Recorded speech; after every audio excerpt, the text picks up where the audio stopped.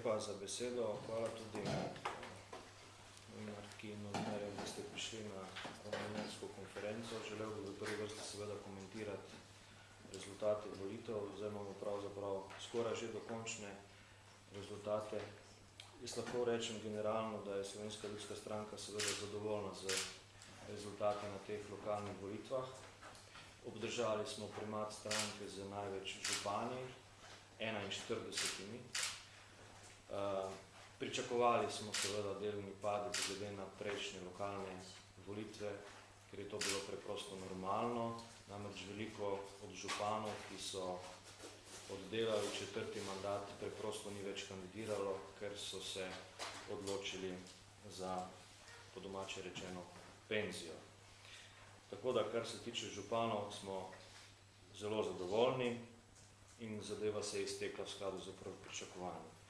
Želel bi pa opozoriti na eno od anomalij, ki smo jo ugotovili skozi analiziranje rezultatov občinskih svetnikov.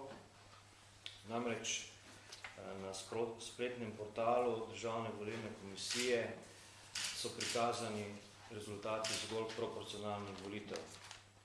Torej, tisto število mandatov in tisti procenti, ki so navedeni na spletnem portalu Državne volilne komisije, so rezultati proporcionalnih volitev v Republiki Sloveniji. Vsi pa dobro vemo, da v nekaterih občinah, natančno v 61 občinah v Sloveniji, potekajo tudi večinske volitve. Torej, v tretjini občin v Sloveniji potekajo večinske volitve in rezultati teh volitev žal na spletnem portalu Državne volilne komisije niso zajeti, niso prikazani. Zaradi tega smo sami v stranki storili ta napor in sešteli mandate tako po večinskem kot po proporcionalnem sistemu in prišli do številke 420 mandatov Slovenske ljudske stranke, kar pomeni drugo mesto med vsemi političnimi strankami. V ozadju so prikazani tudi grafi. Slovenska demokratska stranka je potem v vsoti dosegla 706 mandatov, SRS, kot sem dejal, 420, SD 407, Desus 279, LDS 260, NSI 198, Zares 83, SNS 42 in SMS 39, neodvisne liste 723 in ostale stranke 138.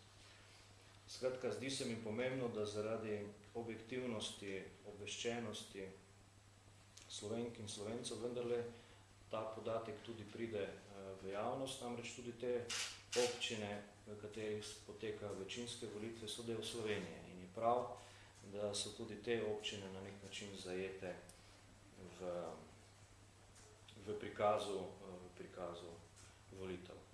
Tako da, če upoštevamo eno in drugo, pravzaprav prvo mesto, kar se tiče števila županov in drugo mesto po številu mandatov, tako na proporcionalnih kot v večinskih volitvah, skupaj seveda, ocenjujem, da je Slovenska ljudska stranka dosegla dober rezultat, zavedamo pa se, da bo potrebno še veliko garanja, veliko dela v prihodnjih 2 letih, da bomo ta dober rezultat lahko ohranili tudi za državno-zborske volitve.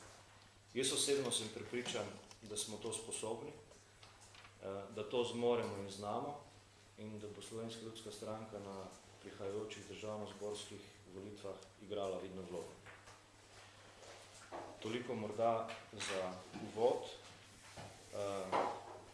pa sem seveda na razpolago za vprašanje. Če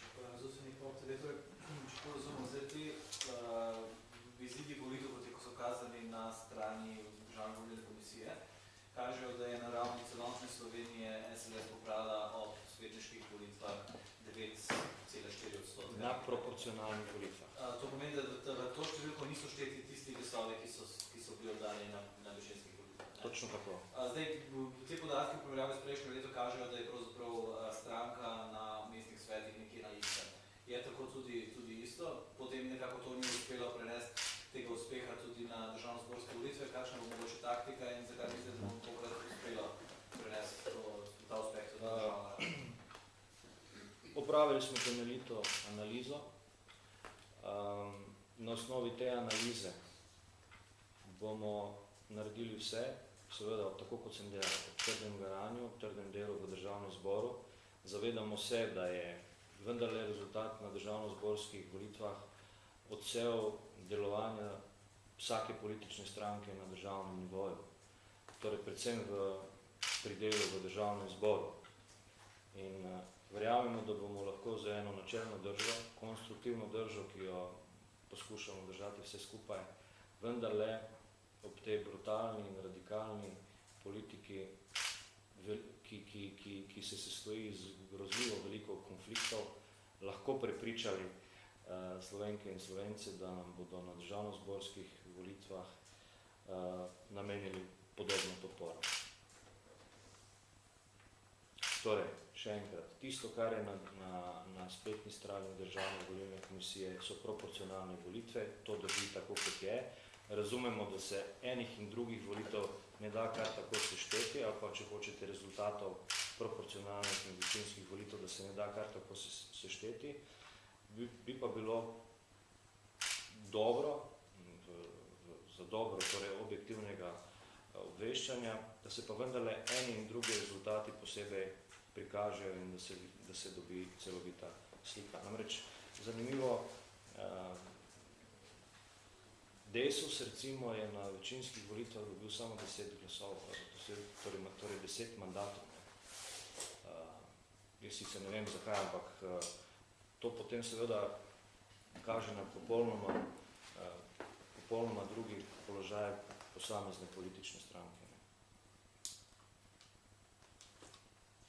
Morda še to vprašanje, kaj pomeni za samo stranko, tudi ni bil na lokalni ravni. Vi imate močne, mislim, da imate 3 mestne občine kot sami, od vsega drugo in tretjo največje v Sloveniji. Ostale občine pa večinoma dosegajo občine, kjer je dohodek dokaj nizek. Torej, obvladujete dokaj majhen del bogatstva v Sloveniji glede tega. Kaj to pomeni zdaj za samo moč stranke, se lahko prenaša?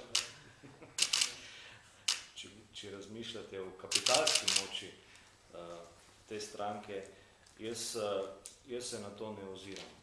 Zame je pomembno predvsem zaupanje ljudi in ljudje, ki so bili izvoljeni, in teh je veliko z list Slovenske ljudske stranke, očitno imajo zaupanje ljudi in predvsem ti župani, ki nekajkrat ponavljajo mandat, več kot očitno za svojimi dejanji dokazujejo to, da znajo in zmorejo dobro voditi slovenske občine in to je pravzaprav edini odgovor na takšno vprašanje. Torej, gre za zaupanje vredne ljudi.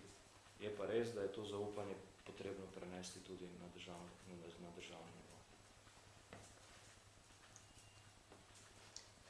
Hvala lepa. Še kakšno pa vprašanje? Do drug morda?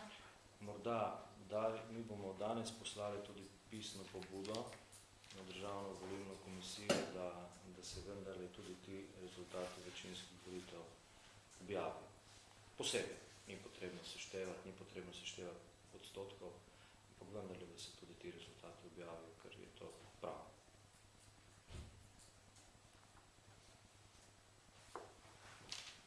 Še ni več vprašanj, potem pa hvala lepa vsem za obisk, za udeležbo, do prihodnjič.